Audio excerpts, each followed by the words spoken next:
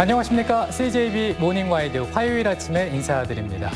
충북농업기술원이 간편한 나물 요리 보급하기 위해서 뿌리만 먹던 잔대 어린잎을 건조해 나물로 가공하는 기술을 개발했다고 하네요. 네, 이게 오래 보관하기가 어려워서 피했던 나물류를 건조해서요 간편하게 또 오래 보관하면서 즐길 수 있도록 한 건데요. 네. 잔대에는 해독 효과도 있다고 합니다. 요즘처럼 환경오염이 걱정되는 시대 잔대 요리 만들어 보시면 어떨까요? 네, CJB 모닝와이드 뉴스 먼저 전해드립니다. 10년 전 세종시 원안사수를 위해 뭉쳤던 충청권 시민사회단체가 행정수도 완성을 위해 다시 한번 힘을 모으기로 했습니다. 충청북도는 전국 시도와 행정수도 완성을 위한 연대를 추진하기로 했습니다. 구준회 기자입니다. 국가균형 발전과 지방분권을 위한 충청권 공동대책위원회는 지방민 모두가 정파와 이념을 초월해 행정수도 완성을 지지하고 협력해야 한다고 주장했습니다. 특히 충청권이 이를 주도해야 한다며 10년 전 세종시 원안사수를 위해 뭉쳤던 경험을 살려 행정수도 완성 충청권 민관정 공동추진기구 구성을 제안했습니다. 충청권의 구성원들은 강력한 의지와 성숙한 자세로 전인해 가야 한다. 이를 위해 지방분권과 국가균형 발전을 실현할 새 헌법을 대선 전까지 마련하라고 정치권에 촉구했습니다. 새 헌법에는 세종시가 행정수도임을 반드시 명문화하라고 주문했습니다. 조속한 2차 공공기관 이전과 서울대를 포함한 수도권 주요 대학의 지방 이전 등 균형 발전 방안도 내놨습니다. 청와대 지역정책을 총괄하는 지역정책 수석을 신설하고 대통령 자문기구인 국가균형발전위원회와 자치분권위원회를 통합해 강력한 행정위원회로 격상시키는. 충청북도도 행정수도 완성 논의에 적극 동참하기로 했습니다. 이시종 지사는 전국 시도지사 협의회 행정수도 완성 특별위원회 구성을 제안하기로 하는 등 공감대 형성에 힘쓸 방침입니다. 건강한 서울, 건강한 지방, 건강한 대한민국을 만드는 유일한 길이다. 이런 가운데 민주당 행정수도 완성 추진 TF는 구체적인 실현 방안을 논의하는 한편 조만간 지역순회 간담회를 열어 여론전에 나설 계획입니다. CJB 뉴스 구준혜입니다. 시내버스가 무리하게 좌회전을 하다 경차와 충돌해 20대 여성 운전자가 뇌사 상태에 빠졌습니다. 사고 당시 상황이 CCTV에 고스란히 담겼습니다. 박원 기자가 취재했습니다. 삼거리에서 직진하던 경차가 반대 차선에서 좌회전을 시도하던 버스와 충돌합니다. 사고 당시 경차는 초록불이 켜진 상태에서 정상 주행 중이었습니다. 보시는 것처럼 버스가 진입한 2차선은 좌회전이 불가능한 직진 차선인데 불법 좌회전을 하다 사고가 난 겁니다. 이 사고로 경차 운전자 25살 A씨는 현재 뇌사 상태에 빠져 있습니다. 기계에 힘을 빌려가지고 숨을 쉬고 있는 상태고요. 병원에서 계속 장기 기부 기증하라고. 해당 교차로는 비보호 좌회전 구간으로 평소에도 상습 정체 현상이 빚어지는 곳입니다. 버스 운전기사는 경찰 조사에서 배차 시간을 맞추기 위해 빨리 가려다 전방을 주시하지 못했다고 진술한 것으로 전해졌습니다. 버스 기사가 안전운전 의무 위반을 한 것으로 드러나서 입건 조사 중에 있습니다. 시내버스 교통사고는 해마다 전국에서 5천 건씩 발생하고 있습니다. CJB 뉴스 박원입니다. 성추행 의혹이 불거진 충북개발공사에서 이번에는 보복 인사 논란이 제기됐습니다. 도의회도 충북개발공사에 대한 진상 파악에 직접 나설 것으로 보입니다. 이태현 기자입니다. 충북개발공사 소속 다수여 직원들은 지난 5월 진행된 전수조사에서 2년간의 성추행 피해 사실을 털어놨습니다. 공사는 피해가 드러난 지 2달 가까이 지난 이번 주에야 가해자로 지목된 간부 A씨를 보직 해임하고 지방사업소로 발령했습니다. 그런데 이 과정에서 또 다른 논란이 불거졌습니다.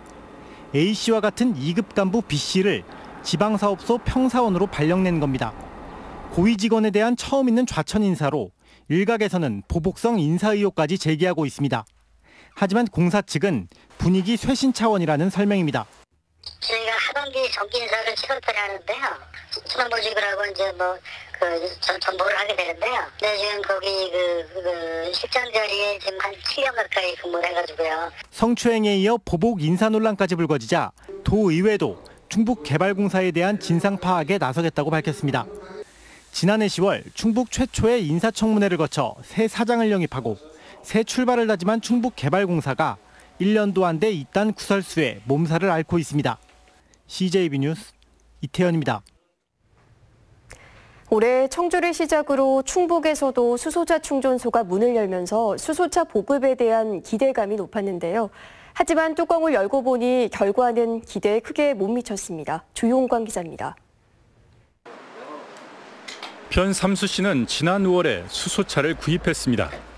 청주시가 수소차 구매 지원을 시작한 지난해 대상자로 선정됐지만 집 근처에 충전소가 생기기를 기다리느라 출고를 1년이나 미루어야 했습니다. 친환경 쪽으로 또 이바지한다는 역할도 들고 전반적으로 유류대나 아니면 자동차세 그리고 고속도로 통행료, 주차비 그런 것들이 다 저렴합니다. 청주 내수와 우창, 충주에 충전소가 문을 열면서 충북도 본격적인 수소차 시대를 맞았습니다. 하지만 보급 속도는 여전히 지지부진합니다. 차값의 절반가량인 3,200만 원을 지원받지만 여전히 충전에 대한 불편이 크기 때문입니다. 올해 수소차 신청 현황에서도 그대로 드러납니다. 청주시는 250대 모집에 108대, 충주시는 200대 모집에 23대, 음성구는 92대 모집에 16대, 괴산과 제천시는 3대와 2대에 불과합니다. 또 문을 연 충전소도 고장을 일으켜 가동이 중단되는 등 운영 초기 시행착오도 겪고 있습니다. 입지가 좀 요건이 완화가 돼야 될 필요성도 있을 것 같고요. 그리고 아무래도 시민들이 또 막연한 불안감이나 좀 그런 것들이 있으시기 때문에 시민들 인식 개선도 좀 필요할 것 같습니다.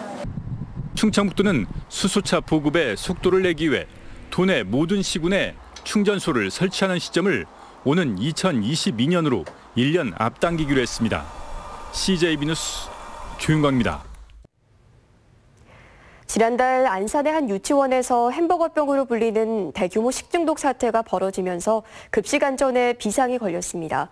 특히 습하고 무더운 날씨가 이어지고 있어 식중독 위험도 높아지고 있는데 충북교육청이 유치원 급식에 대한 불시 점검에 나섰습니다. 김기수 기자가 취재했습니다. 청주의 한 초등학교 병설유치원 조리실입니다. 청주교육지원청 점검반이 조리 과정과 위생복 청결, 앞치마 소독 상태 등을 꼼꼼히 체크합니다. 조리기구와 식자재 보관 상태 확인도 빼놓지 않습니다. 선생님 이거 잘 관리하고 계시고요. 앞으로 더 이제 이런 거는 매일마다 통은 더 그날 더 세척 소독할 수 있도록 더 신경 써주세요. 식중독 발생 시 역학조사 자료가 되는 보존식도 체크하고 배식 과정에서 위생상 문제가 없는지 재차 확인합니다. 긴급 급식 안전점검은 도내 전체 유치원을 대상으로 실시됐습니다. 특히 지난달 경기도 안산시에 있는 유치원에서 대규모 식중독 사태가 발생한 이후 간식 항목을 추가하는 등 더 세밀하게 현장 지도 점검에 나서고 있습니다. 조리 중산의 개인 위생부터 또 식재료가 들어오는 검수 단계부터 아이들이 먹고 가는 배식 단계까지 전 과정에 대해서 그 위생적이고 그 안전하게 운영되고 있는지 전체적인 점검을 다 실시하고 있습니다. 충청북도 교육청은 긴급 점검과는 별도로 하반기 정기 점검을 통해 급식 안전에 만전을 기할 방침입니다. CJB 뉴스 김기수입니다.